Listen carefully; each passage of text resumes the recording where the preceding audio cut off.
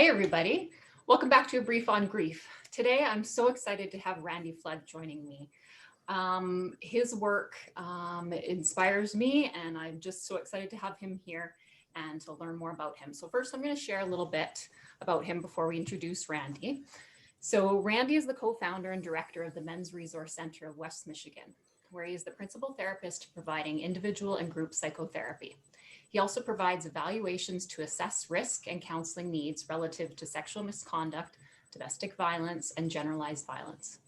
He has spent his career creating and developing specialized clinical services and programs to address men's issues, helping men develop wholehearted and healthy masculinities to include emotional and relational intelligences.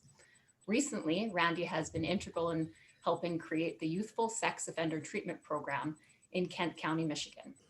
In addition to his clinical practices, Randy provides trainings on revisioning and reinventing masculinities, as well as on domestic violence, sexual misconduct, and addiction, and specialized counseling for boys and men.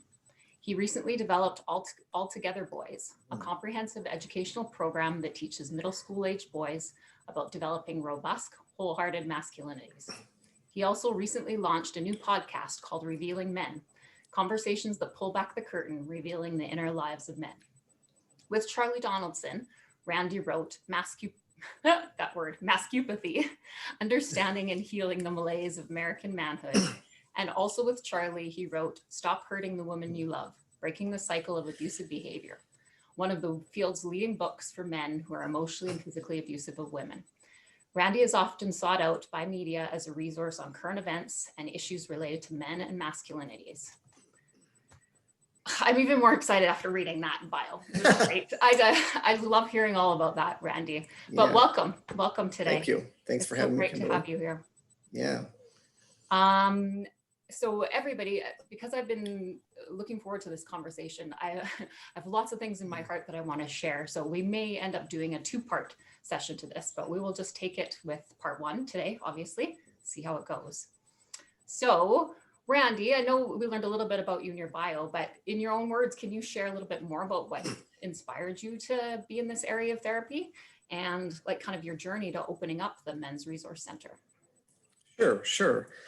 I did my internship back in 92-ish, 1992 at a forensic psychology practice here in Michigan. And at that time, I found myself working predominantly with men.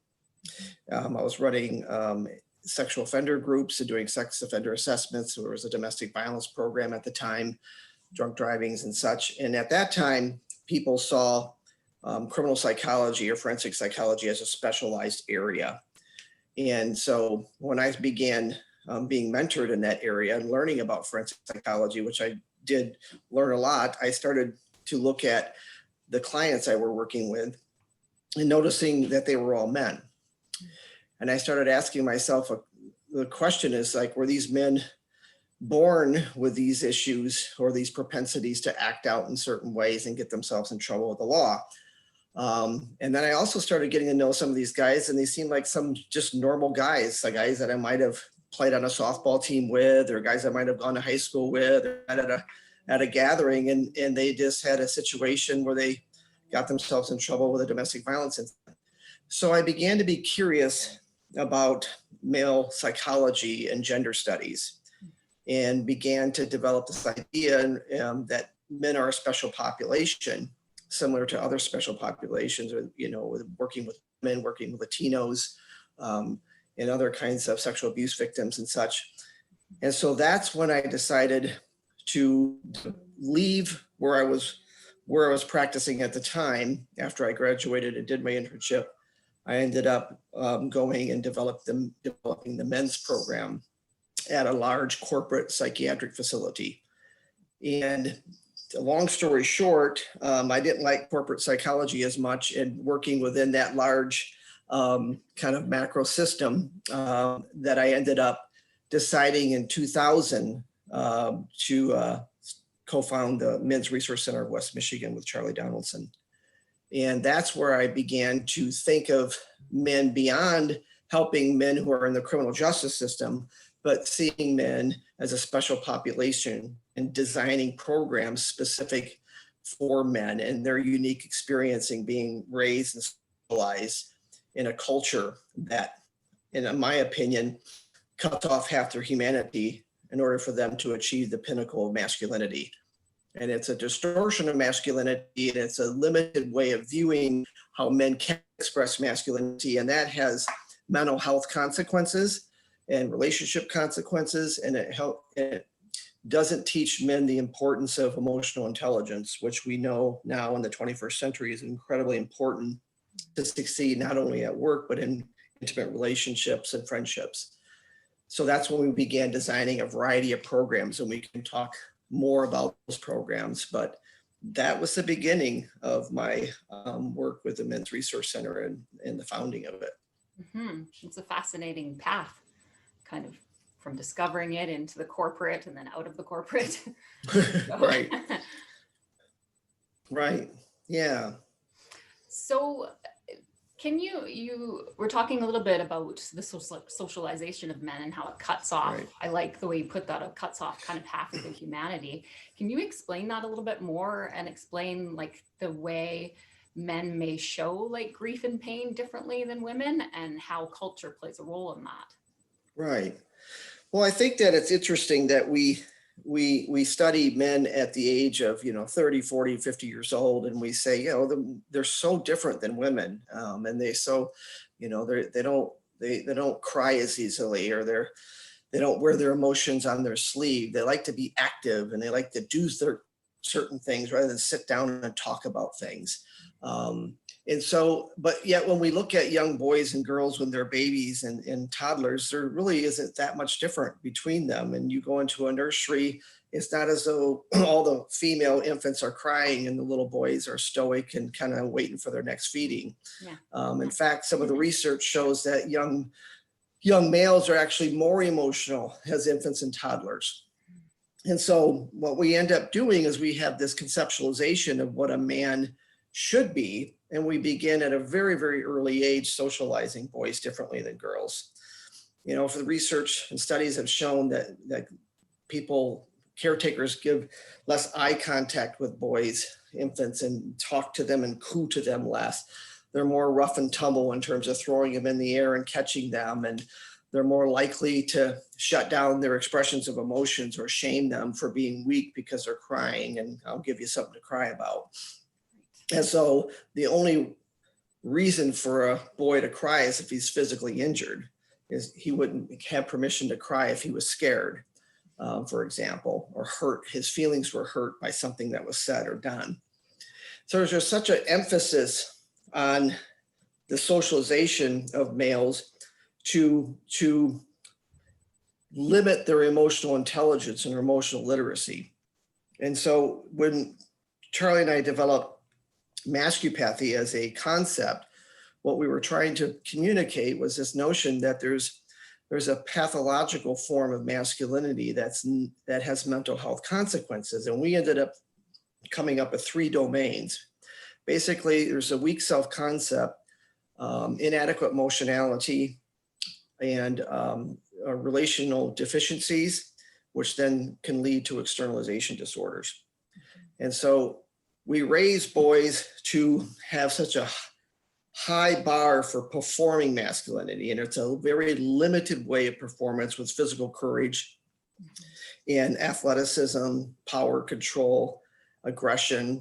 And so there's this sense that I have to perform to be able to feel good about myself. And so many men are not able to be honest about the levels of shame and fear that they carry around about not being able to be good enough or man enough. They won't let you behind the curtain. I mean, Jackson Katz talks about the Wizard of Oz being like the climactic scene where Toto pulls back the curtain is like a metaphor for masculinity. It's kind of like there's a projection, there's a guise, there's a way of showing the masculinity that I'm all powerful, but behind the curtain is the fragile little old man working the levers behind the powerful Oz.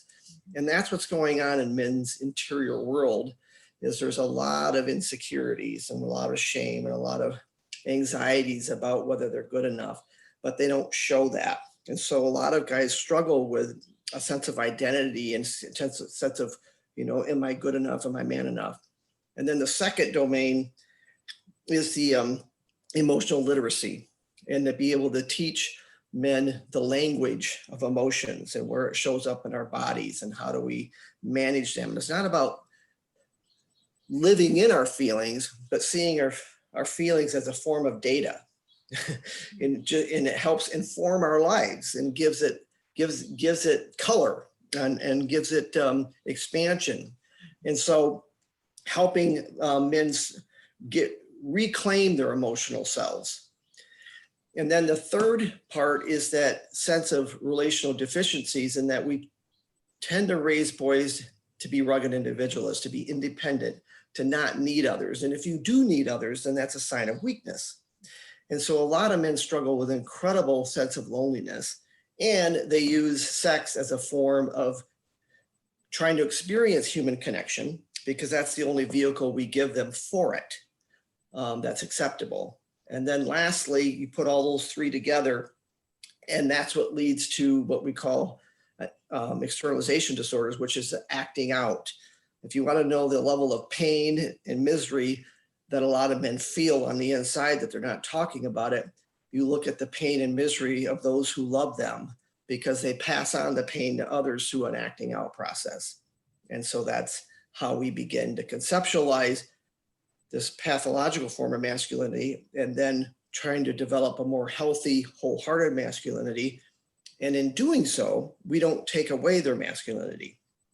So much of our work gets criticized as emasculating men, that we're weakening them because we're connecting them to their softer side or their feminine side, which we tend to see as inferior. Historically, we looked at the feminine energy as a more inferior energy. But what we're learning is that that's not, it's all based on context. Depending on what situation you're in, we've done a much better job raising girls to understand this, that they can compete, be athletes, be judges, be corporate leaders, and they can be moms, they can dress up, they can look pretty, they can do whatever they want. And on the feminine side, and they can be complete humans. We have not done that same favor as much to boys. Yeah, agreed. All those messages were so powerful, Randy. What stands out to me, one of the things is, I'm glad that you brought up the loneliness factor, because I know that in part of our socializing boys and men to be more men and be like what's accepted as men, we as a culture have encouraged them to kind of disconnect from themselves, right? And disconnect from Right. their mothers and the people around them they care about, and to develop that stoicism that you were saying. So, and I mean, as we know with Connection, and as a book that we were both enjoying together recently, is that Right. it's like a basic emotional need we all need, right? We need to feel connected to ourselves. We need to feel connected to the people we love around us. And we Right. need to feel connected to our community and our globe. So when men are socialized to disconnect, I just assume that loneliness comes immediately with it, and they spend their whole lives being lonely. And that's part of the acting out. And we know from some of the research too, that loneliness leads to a lot of these acting out behaviors, Right. addictions and physical and verbal abuse and different things like that. So yeah. Yeah. I think a lot of men either don't even know they're lonely, or it would be such an incredible confession of weakness to admit that they're lonely. Yes, a huge shame on it for Yeah. for men and women, but of course that extra Right. factor with men. Right. There's always gender specific ways some of these human struggles get manifested. And so anytime we're talking about these human struggles, I sometimes hear women struggle with that too. And yes, we know that, but today we're talking specifically in how it presents itself in men, and some of the special challenges around that.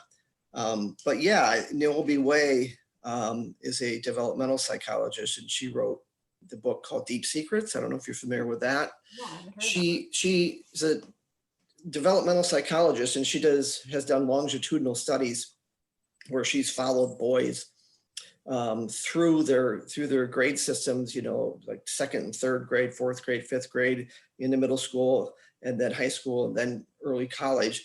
And what she has noticed is that boys will have very, very emotionally connected friendships when they're in grade school, and they will tell their secrets and they'll share their fears and their joys and their struggles and dreams and such, and play with each other and compete with each other. And there's a real kind of a sense of closeness, a sense of intimacy at the level that's developmentally appropriate.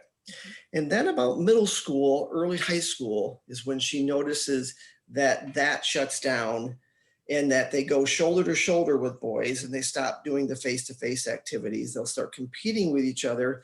And then again, their sense of closeness and intimacy, because going through puberty, transitions to sexual pursuits and having relationships with people they want to be intimate with and be girlfriends, boyfriends, or if you're gay and lesbian, whatever that might be for you.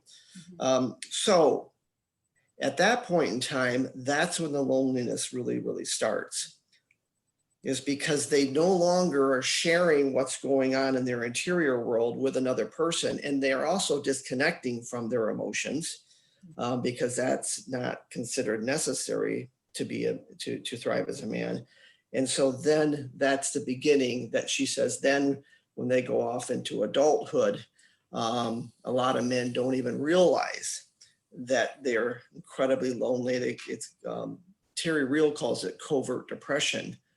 And he talks about this idea that men don't show classic signs of depression, like an overt depression where they're sad and crying and in bed all the time and they are hopeless and such. It's more of this agitation, just a lack of, just like a malaise. It can be anger issues, addiction issues, as a way of self-medicating that loneliness.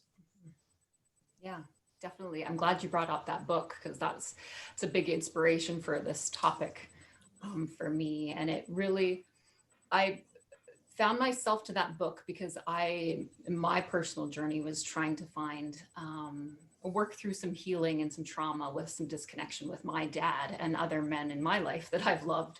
So it was about trying to understand what's behind the pain for men, as a way of kind of processing some of the personal stuff for me.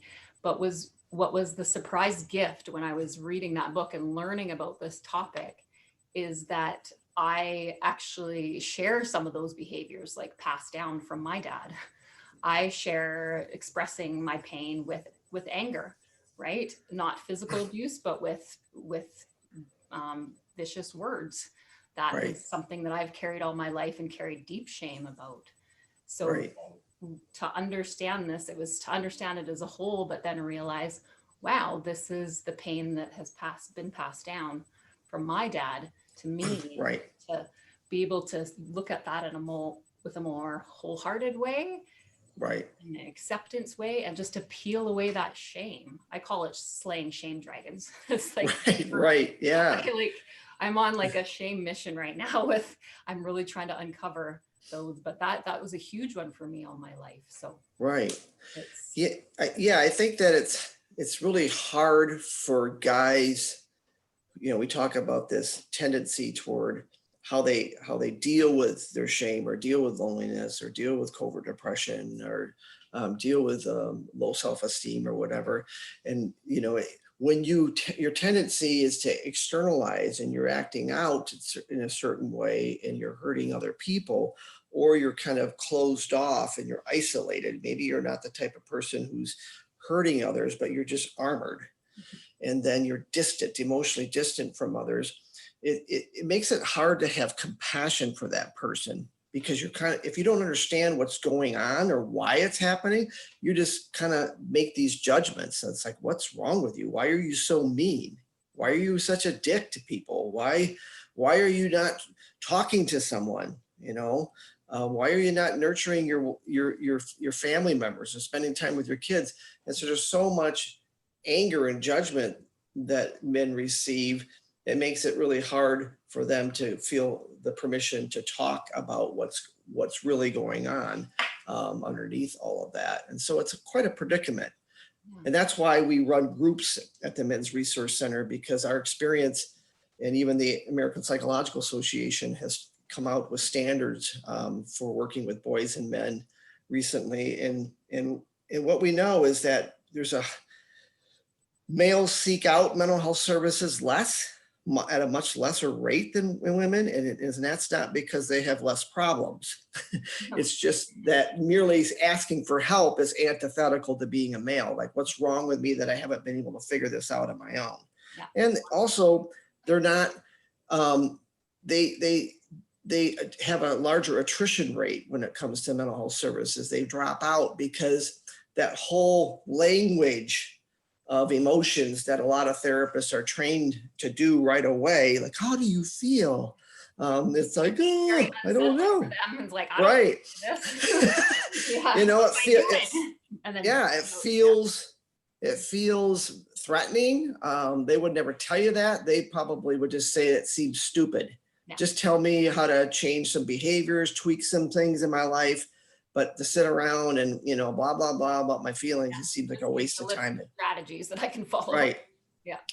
So that's why we think that men are a special population, and to design counseling programs that really have a way of engaging men along the journey of personal transformation. So we have the psychoeducational groups, which are very much about presenting education about whatever particular problem they're having, whether it's a domestic violence situation, anger management, sexual addiction, alcohol problems or whatnot, or nurturing dads program, and giving them education and giving them a chance to be with other men who are interested in talking about these things.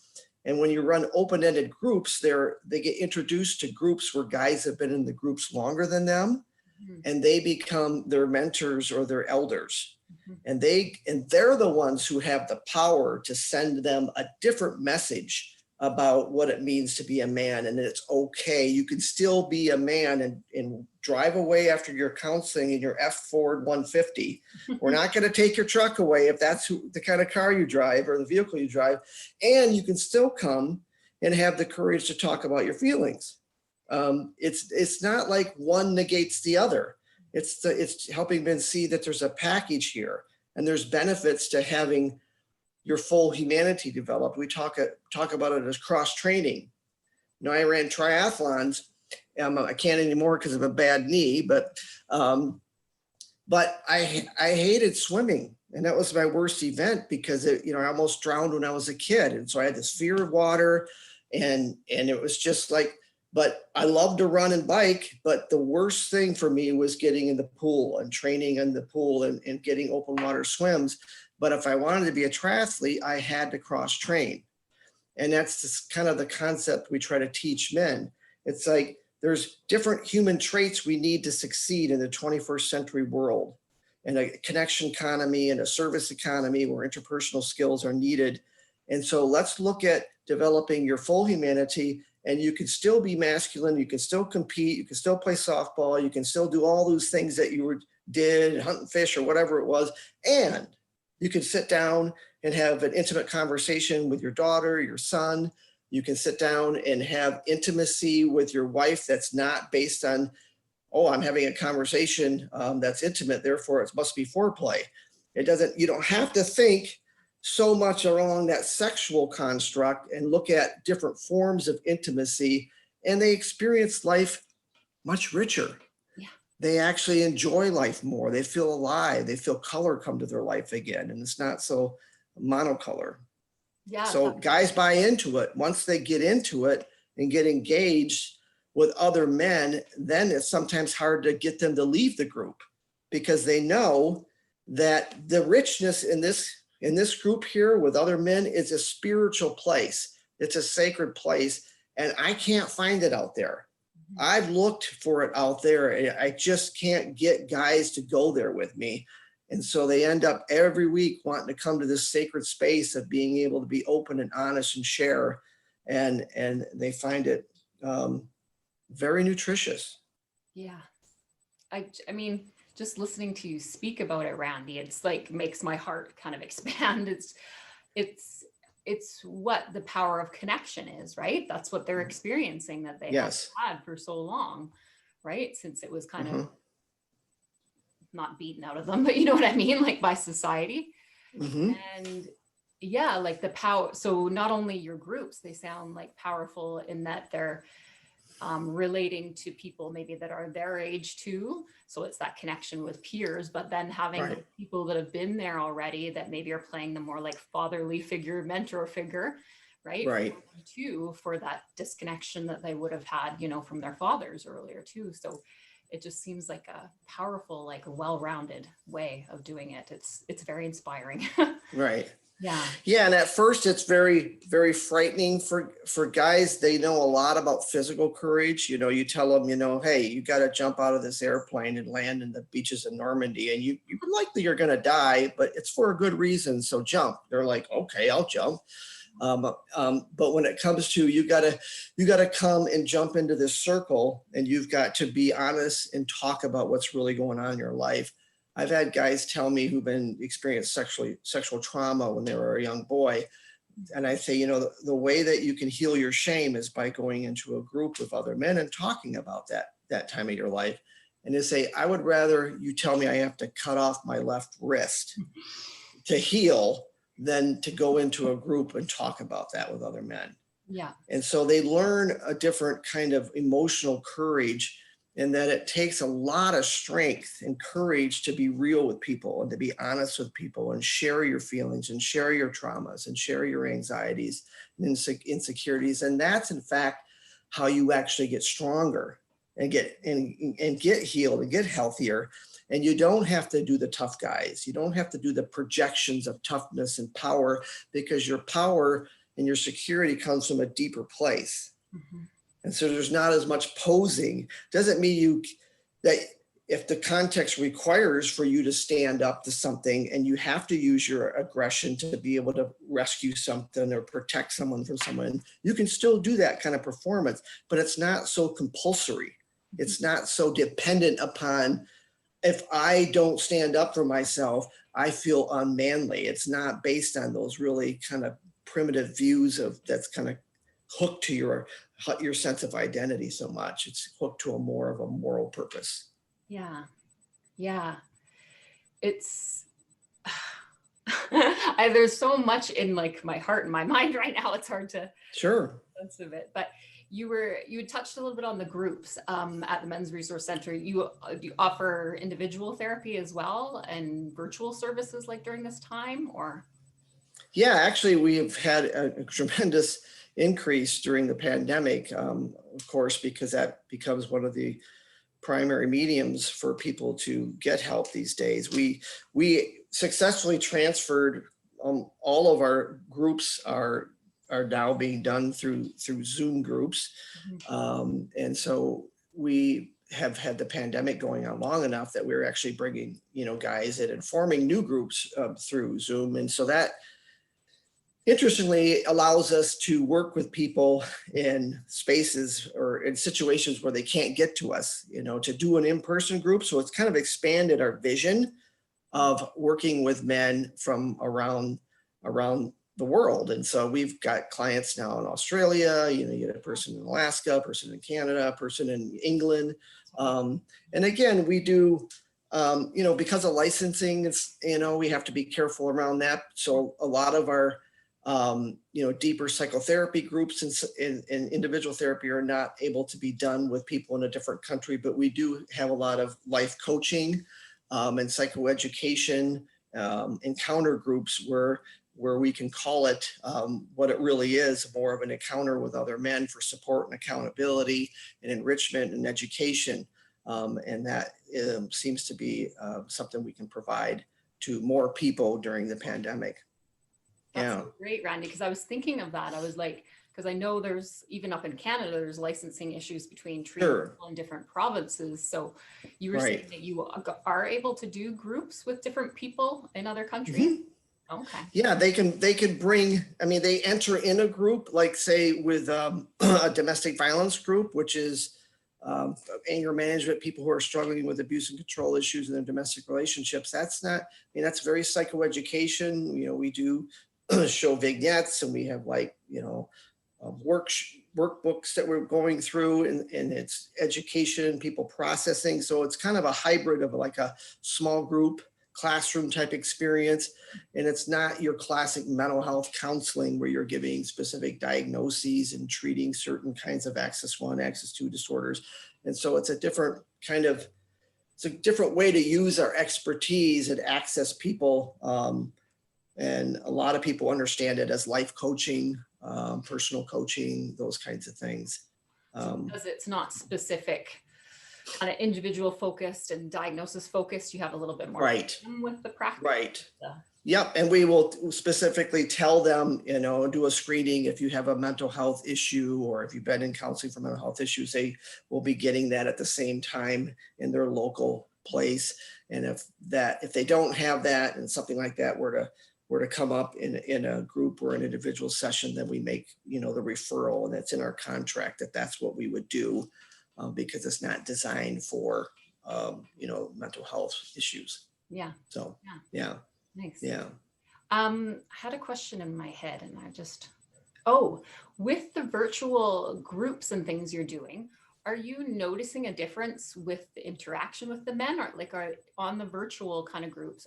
Are you noticing that they're feeling less intimidated to interact in those groups, or do you sense that they might be missing some of the connection from in-person groups?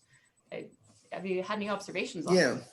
Yeah, I think the men who have been in in-person groups that had to transition during the pandemic, they will often talk about missing the in-person groups because they, you know, there's just something about the warmth of being in a room with other people. I mean, I would rather be sitting in a room with you right now, right? Yeah, and being able to, it's just different. And it's just kind of how we're wired for the whole mirroring and the empathy and, you know, and I think eye contact is really hard virtually, because like right now, if I'm looking at your eyes, you probably don't see that I'm looking away. But if I look at your eyes, I'm looking into the camera, which probably looks like I'm looking in your eyes, but I'm really not. So there's those kind of.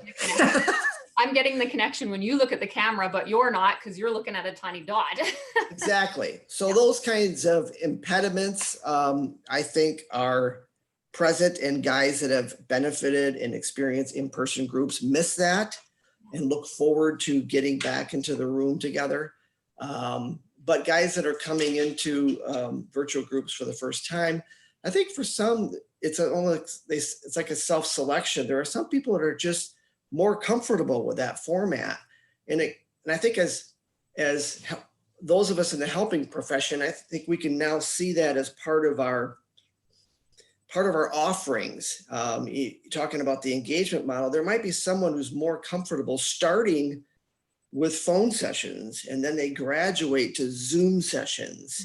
Ooh, that's more intimate, more I'm seeing you, right? Yes. And then I might say, hey, why don't you come into my office and maybe we can meet in person?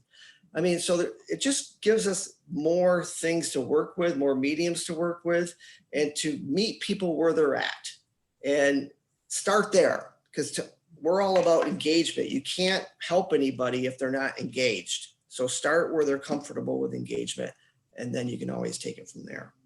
Yeah, because it never benefits to rush somebody into something that's right too scary for them, because that's just going to work against what you're aiming for, right? So, yeah, another one of the, I mean, I say this often, another gift of COVID, right? The virtual stuff is a gift, even though it takes away some of the other stuff. It does add things that we didn't have before. So, yeah, you can be creative and say, hey, give me a tour of. You said that you have a lot of trophies from playing a softball. Show me some of those, or show me some pictures of your family. Show me that you got a portrait on the wall. Tell me who those people are. An artist who can show you some of their artwork and some of the things they're working on, and it creates this opportunity for engagement. So you can use the virtual world in creative ways rather than trying to say, I've got to figure out how to replicate what I do in my office into this space. It's like, no, use the space to expand perhaps and do things creatively. Yeah.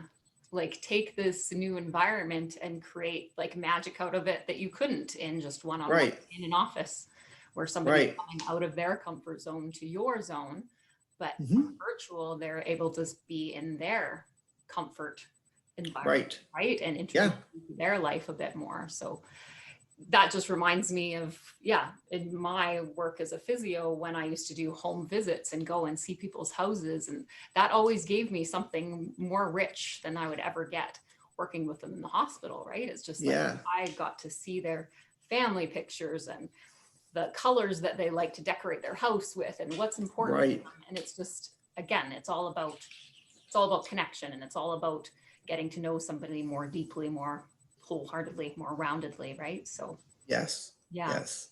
and there's nothing better than that in life. Nothing. No, there's not. It's rich. um, Yeah. I had another thing in my head. I can't remember what it was. When you were talking about the virtual, well, I think I've lost it. Okay. There's Uh-huh. plenty of other things to talk about. Yeah, well, we've got lots. I'm keeping mindful of our time.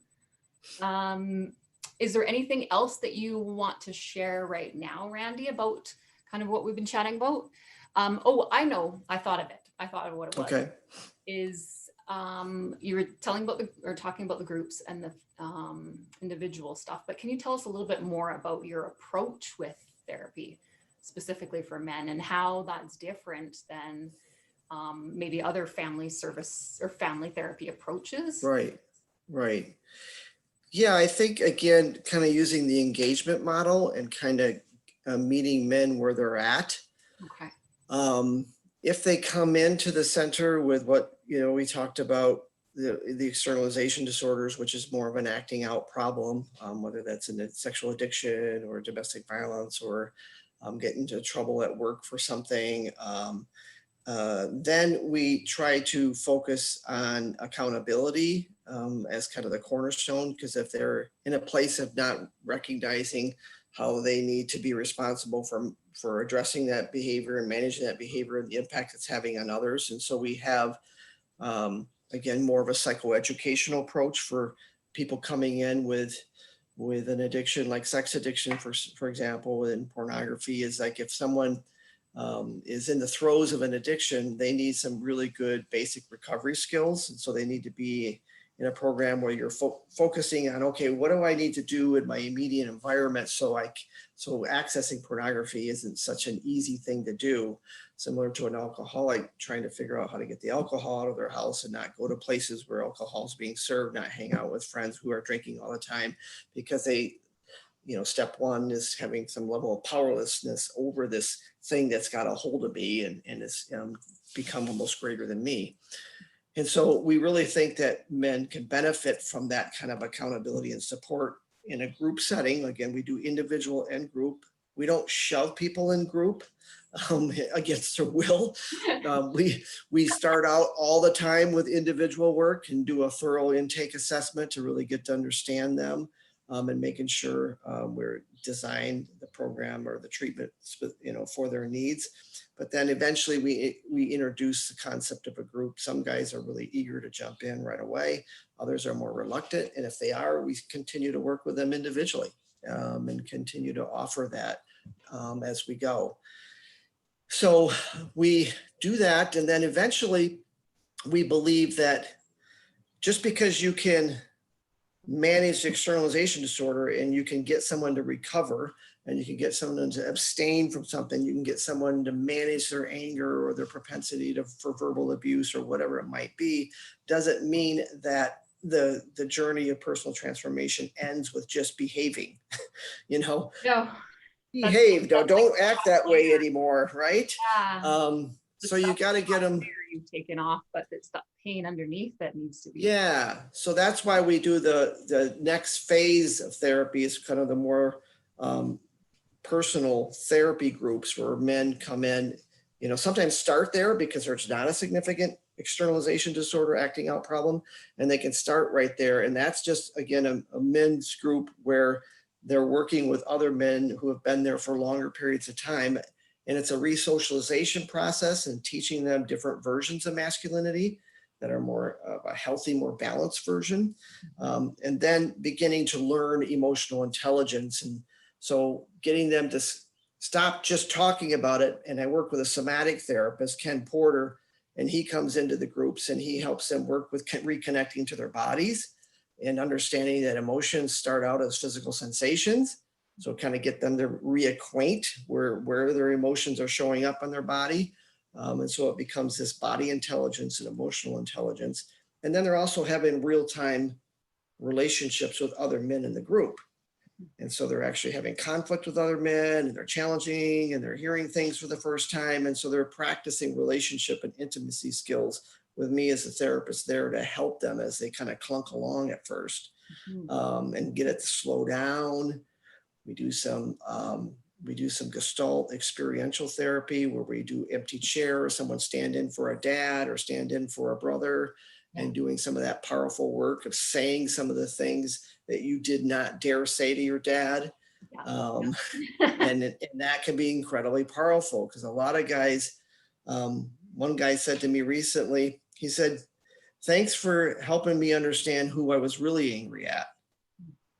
He couldn't dare to be angry at his dad, who was this prominent minister in town, and everybody respected, and how dare that I be angry at that man. And so he was angry at his wife, and angry at his kids, and angry at his neighbors, and angry at this car driver who couldn't get this blinker on at the right time. He was angry everywhere. But when he went to visit his dad, he was a little boy who was always just doing everything right and respecting his dad as he should. But when he was able to turn someone from the group sat in as his dad, and he was able to connect to it, then the anger and the rage came out. And that's where his healing began. And it wasn't though he stayed angry at his dad. He actually was able to move through it and create forgiveness, but he was able to deal with his dad more adult to adult, and learn how to set boundaries with him, learn how to define his own life rather than his dad's defining it for him. And he was able to grow himself up. Yeah. It's beautiful work. It is. It's so inspiring. And I mean, you hit the nail on the head there with that powerful, with somebody standing in to be the person that you're actually angry at. Like, you gotta, like we know with emotions, we gotta release them, right? We have to release them to heal from them. We have to release to be able to take off the armor off of our hearts and to be able to talk and relate to somebody. But we have to peel away that stuff first, right? To be able, like you said, to talk with a more open heart, with more compassion, and be able to talk to your parent as an adult and not as a child, a wounded child. Right.